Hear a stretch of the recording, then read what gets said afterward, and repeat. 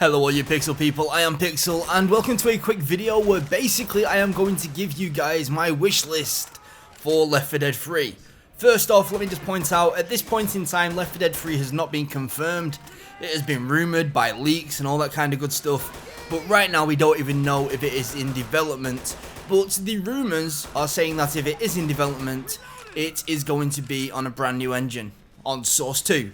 I'm assuming it's a new engine. It could just be an updated version of Source once again, but regardless, we're going to have some new features and we're going to have some new technology, which means that we could do some really interesting things with Left 4 Dead 3.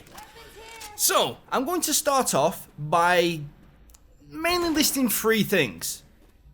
And the first one is going to be really quite possible and most likely the most important thing that we can actually ask for in this wish list, and that would be a matchmaking system, because let's be honest, Left 4 Dead, great game. I love the way that you actually flowed through maps from like a campaign, so you start off on the first and you make your way through. Downside is matches could last about an hour long depending on how fast that you actually played them. If you was a decent player and you was rushing through on versus, then you could most likely get it done in around 40 to 45 minutes. But if you was doing a slower playthrough, then it could take about an hour and a half. And what this meant is a lot of people would rage quit if they started losing badly early on, or people would have to leave because they've got other life commitments, which I totally understand. But it just meant that it wasn't really viable all the well, it wasn't that it wasn't viable, it just wasn't easy to find a full game all the time. And it would also mean that because there were so many different maps and people were searching for different things, it was hard just to even get a game started if you wasn't playing at peak time. And then on top of that, there was no guarantee that the match was going to finish unless you was doing a custom game with a bunch of mates and you knew that it was going to work out fine. So, the first thing I would actually put on the wish list is a matchmaking system which is like a hybrid of the Dota 2 matchmaking system and the Counter-Strike Global Offensive matchmaking system. And let me just explain the reasonings behind this, and then I'll explain the details of what I'd actually like. So, at first, I was thinking, well, if you did something like Counter-Strike and you get to select the map and then you search and stuff, that'd all be cool. But what you need to remember is you need to kind of limit down the amount of options so that people will jump in a game together. So, what I would actually recommend is that you get to pick your top 3 maps, like a 1, a 2, and a 3, and you get to veto one map / campaign. And the vetoed campaign will not be used. You will never play that campaign, ever. You don't have to select one, but if you do select one, you will not play that campaign ever. This gives the player a little bit of opportunity to actually keep playing the game on the maps that they like and not have to worry about playing the same map that they absolutely hate. Because for me, for instance, on Left 4 Dead 2, I was not a fan of the Dead Center campaign. And Dead Center campaign was the most popular campaign. Kind of made it hard for me to find a game. But if I could veto that, and anybody, it wouldn't just put me in a game with anybody that had vetoed that, even if people have got that as their number 1 map choice, because I vetoed it, it just means that we'd more than likely play their number 2 map choice. And obviously when you add it into 8 different people, there are going to be some people which physically cannot play with each other because everything would be vetoed. But it just means that it would actually streamline it, so you could jump into a game and you would guarantee you're not going to play one of your worst maps, likely to play one of your top 3 maps. And then once you're actually into the game, it starts off, and yeah, you just play. And I just think that if you actually put a punishment for leaving, such as it does in Dota 2, which will put you into low priority matchmaking, which means that you only play against other people that left, and also, like, if you kept on leaving, you would get a 30-minute ban or something, so literally you'd have to turn off the game and walk away for a little while. I just think that would mean that we could play more games. You could do a matchmaking system which is based on the amount of games won and accuracy and stuff like that, so you could actually make it skill based, which means that there's not as much pub stomping as what there was in the original 2 Left 4 Deads, and I think that this could be a really cool system. I did say like Counter-Strike Global Offensive also. I will touch on that in a later point, because my number 2 wish list for Left 4 Dead 3 is going to be closer workshop integration. So, if you think about Steam Workshop, really cool idea. You get to play with mods, new map, well, mainly not mods, but like modified weapon skins. You got to play on new campaigns. You got to do loads of little graphical updates and everything, and I thought that was really, really cool. And one thing that there was a massive issue with, especially in the original Left 4 Dead and Left 4 Dead 2, was that some people, a little bit of a cheat, would put transparent textures on the game. So it gave the opportunity for people to cheat, and obviously cheating is not a great thing. No one's going to say that cheating's fine. So we had a few issues, and also there was sound mods and everything which would make it easier to hit special infected when they spawned. So you have to kind of limit down what workshop items you would allow in official matchmaking. In custom games, if all workshop is ticked in the lobby box, then that's fine. People have made that choice.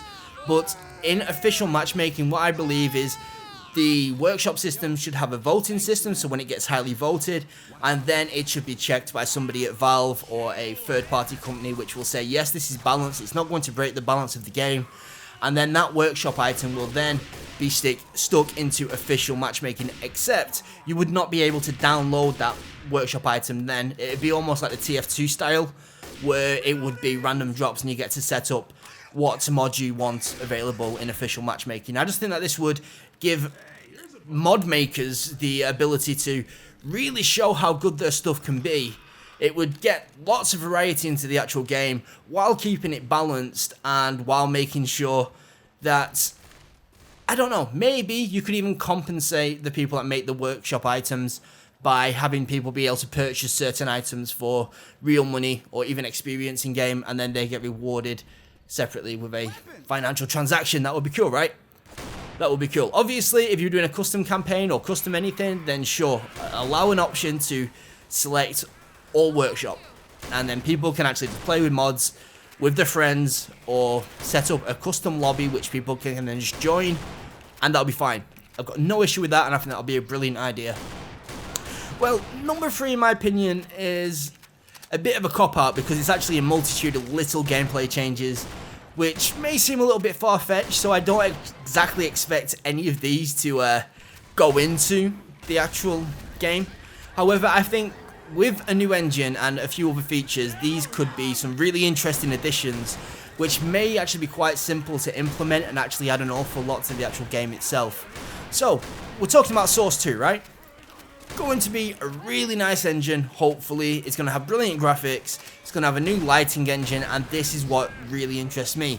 Imagine if you built a campaign, and what you had to do while building a campaign, if you was a mapper or a modder yourself, or Valve in this case, you would set timers on your lights. So, from 5 PM till 7 AM, this light is on.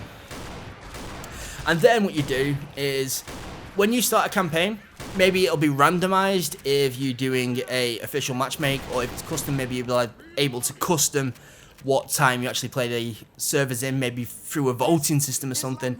But it would actually allow you to select what time of day you are actually playing that campaign, and that could actually add an awful lot of replayability and differences.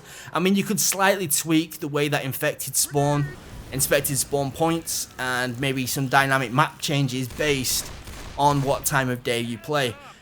And the reason why I thought about this as an idea is in Left 4 Dead 2, I actually quite liked the parish campaign with its layout. I actually liked running through the parish maps. I thought they were brilliant maps, but the daylight kind of put me off a little bit. It was, I don't want to say atmosphere, because anybody that claims that Left 4 Dead is immersive is kind of crazy, because it was never meant to be crazy. It was meant to be shoot as many things as possible and survive and get to the end.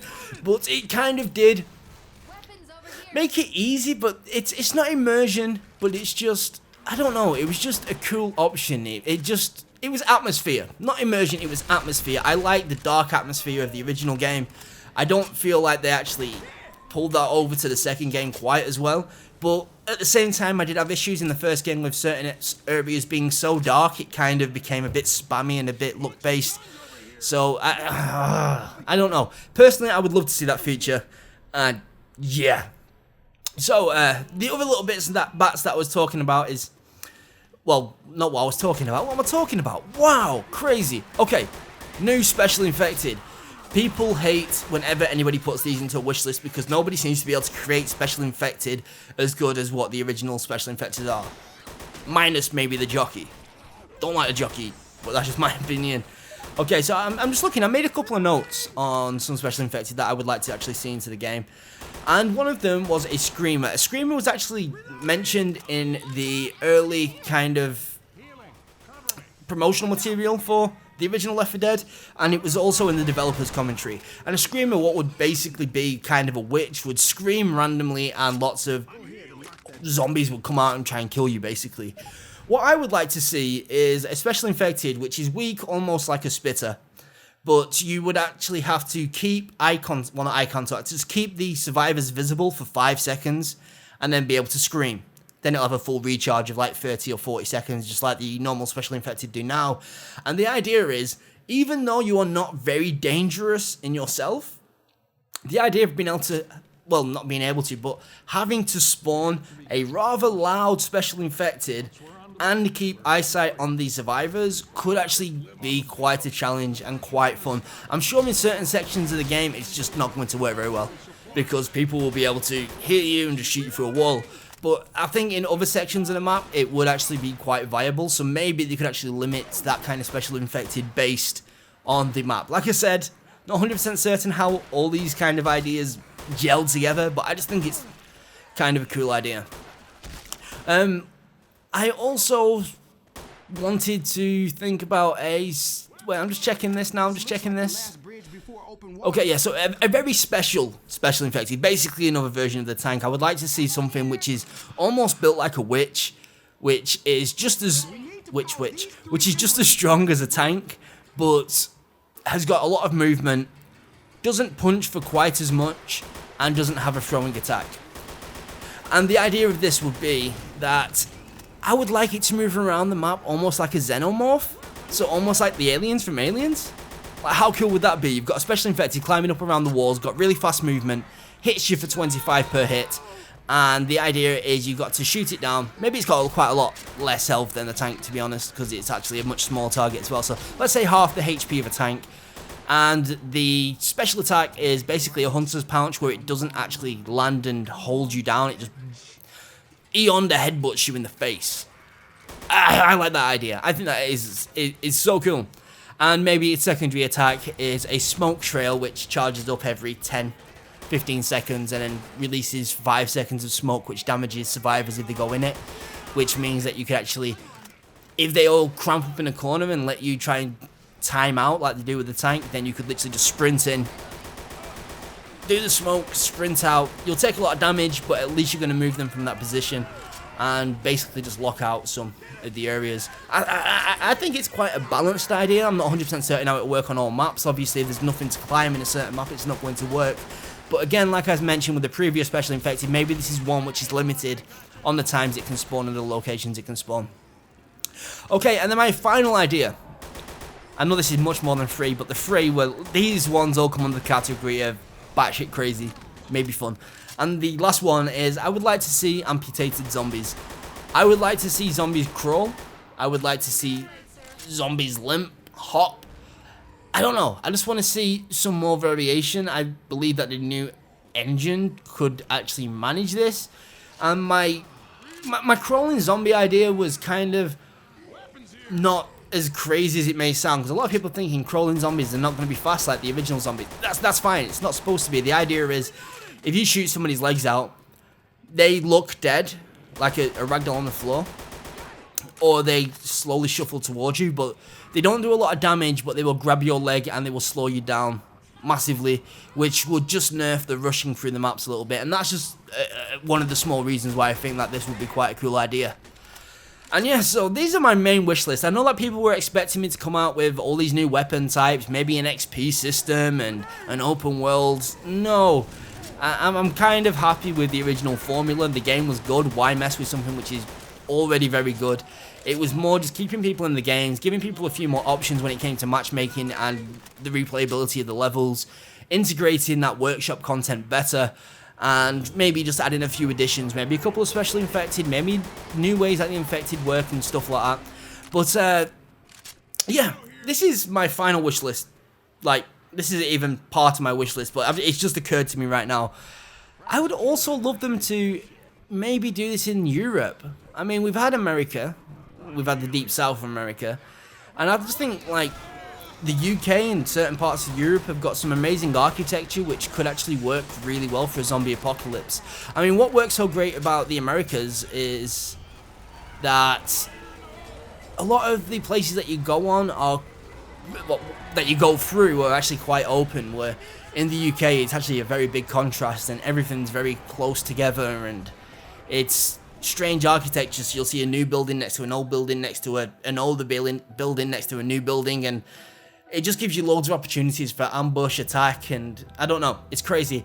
Personally, I believe that the reason why there's not a lot of games like this set in the UK is because everything is so much more denser together, that obviously you'd have to render more things densely together, and that would actually impact performance and maybe make it physically inviable, like not viable to actually put so much resources into creating the assets, and then the performance hit on the system could also be quite big. So I'm not 100% certain that that would work, but this is my last thing, and I want you guys to say it in the comments back to me. I want you to say it to me because I want a British character.